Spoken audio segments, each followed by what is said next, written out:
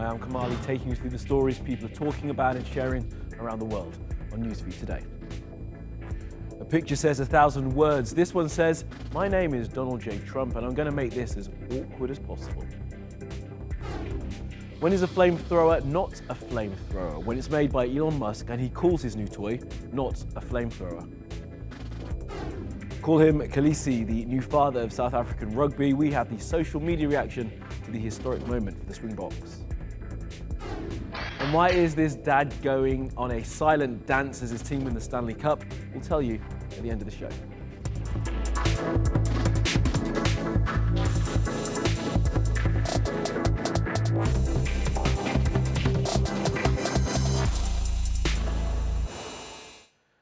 Top of our newsfeed, you kind of avoided seeing that photo from the G7 summit in Canada. It shows a president with his arms folded, looking stubborn, while his peers tower over him with a look that says, "Come on, Don." This is it. You can see DJT sitting right there while German Chancellor Angela Merkel assumes a power pose, both hands flat on the table, clearly telling Mr. Trump something he doesn't want to hear. Japan's Prime Minister Shinzo Abe looks on, fed up and bemused. If you look closely enough, you'll see Emmanuel Macron with a face like, "Is this guy for real?" And it's an image that is meme-ready, and the internet did not let us down. This one said, literally every image of an adult scolding a defiant and petulant child. This one reimagines it as the Western civilization's Last Supper. The picture was redone as a painting. And this one may be my favorite, not only for the gag, but also for the source. It's from Guy Verhofstadt, who's a former Prime Minister of Belgium. It says, "Just tell us what Vladimir has on you. Maybe we can help." And an important sidebar to that picture is the fact that the German government were the first to tweet it out. So what did other nations show us, and what does their pictures tell us about what was going on?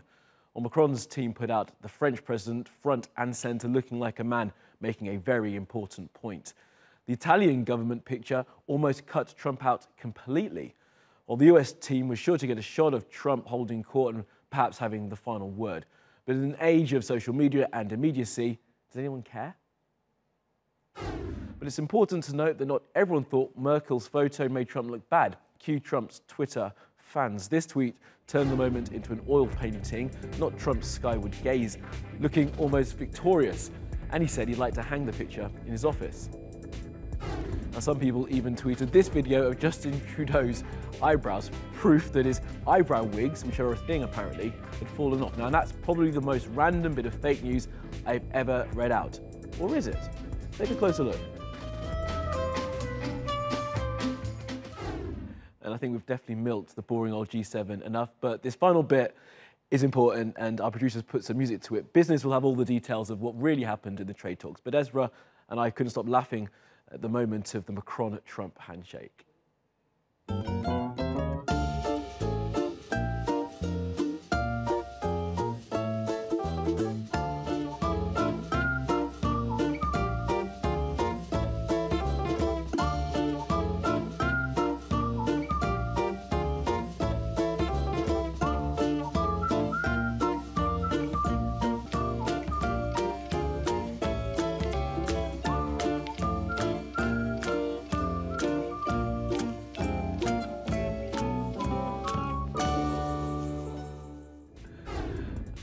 Let's look at what else is trending on social media.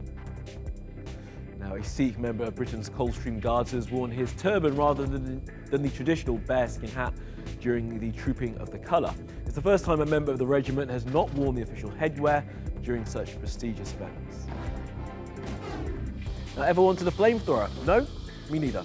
But some people with more money than sense have started buying them, and the world can thank Elon Musk for bringing them to market.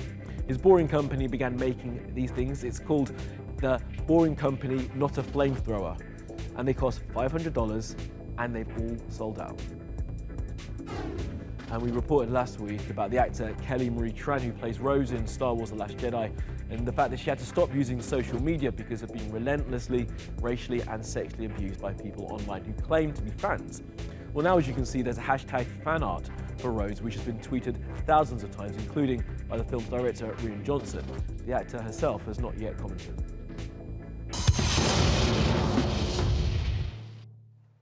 Now, The Supreme Leader Kim Jong-un has landed in Singapore preparing for his historic meeting with an American president.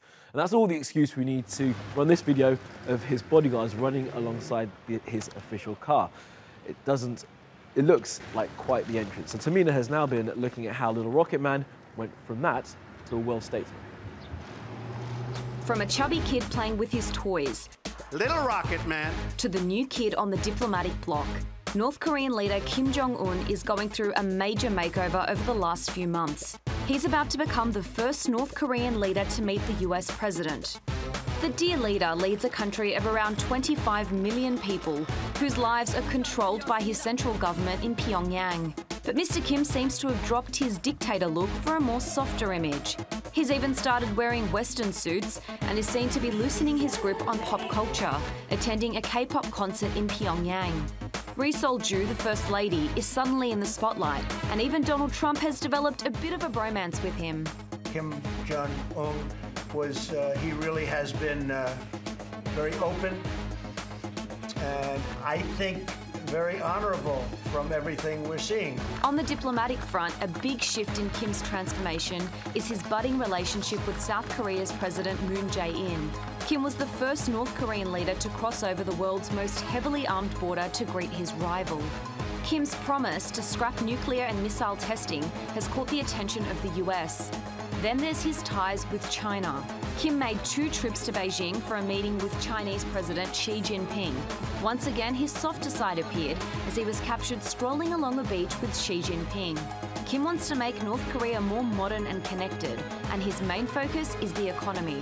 Kim has reportedly sacked 3 top military officials and replaced them with much younger ones, tightening his control over the Korean People's Army.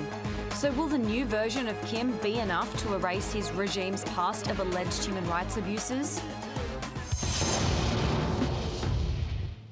That all remains to be seen. Now, there was a big rugby game this weekend. South Africa gave England a beating, but more importantly, the Springboks starting team was captained by a black South African for the first time ever. Now, Kolisi is quite the backstory. He was born into poverty in a township outside of Port Elizabeth. He was raised by his grandmother and couldn't speak English until he went to high school. And he wears the number 6, the same number Nelson Mandela wore when he gave the World Cup trophy to Francois Pienaar all the way back in 1995. Now, his captaincy has inspired a whole new generation of rugby fans, including this bunch who call themselves the #Gweji Squad. They all got together and booked tickets, determined to lose their voices supporting Kolisi with traditional song. This is them on their way to their seats. And here's a video of them when Kolisi sprinted over to them afterwards to thank them after the game.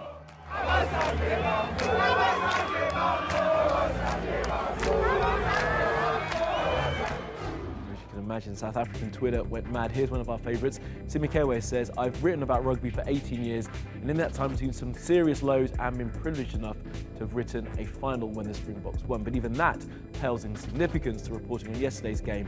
At long last, I feel like I belong." And this one, playing on the captain's name, seer of the House of Kolisi, first of his name, the unburnt, king of captaincy, the first black man, Kolisi of the great rugby grass, breaker of chains, slayer of colonialists, and father of England beatings. Good stuff. Well played the ball. Well, staying in South Africa, this is the story of a man who has a very different vision of how the Rainbow Nation should develop in the decades to come. This is the politician and firebrand, Julius Malema. The fact that majority voted against the Constitutional Court decision, it doesn't make the majority right.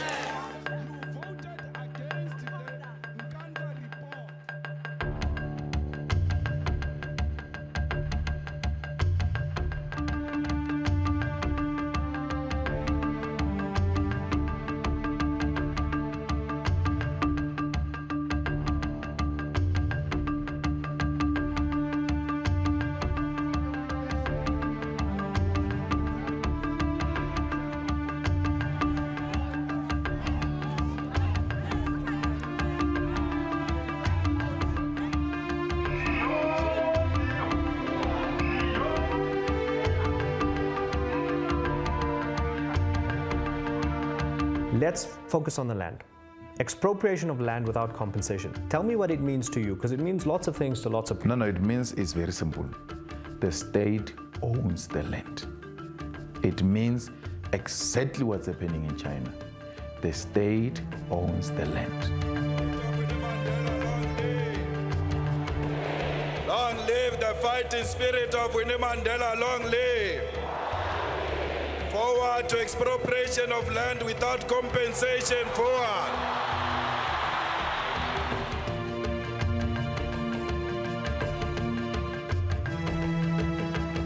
Shoot to kill, the massa. Shoot to kill, kill them. Kiss the poor, the farmer.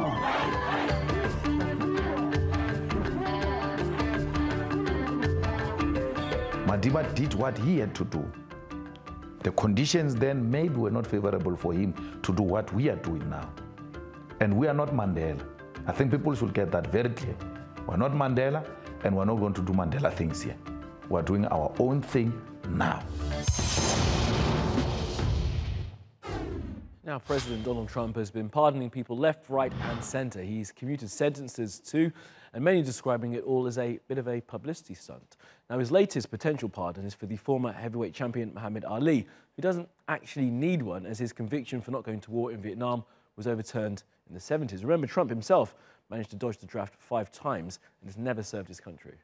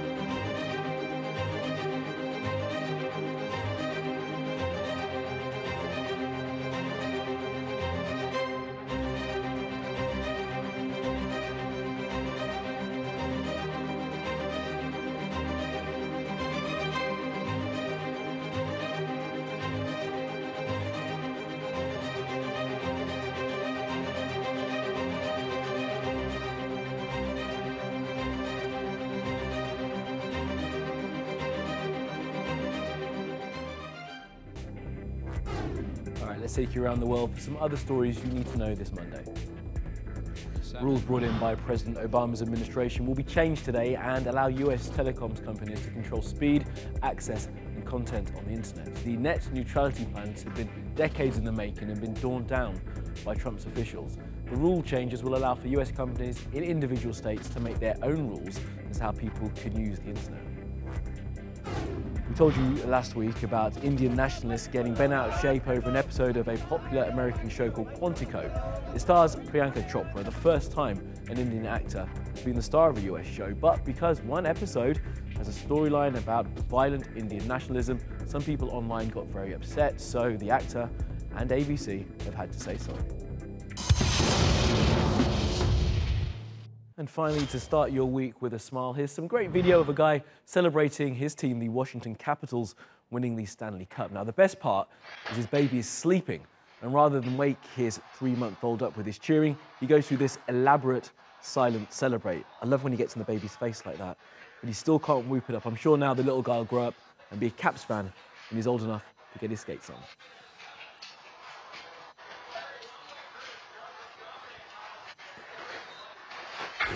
All right, that's all from the NewsFeed team. Reach out to us with your questions, comments, complaints and suggestions. I'm at Kamali Melbourne. You'll find us 24/7 on Twitter, YouTube and Facebook. Follow, subscribe and add.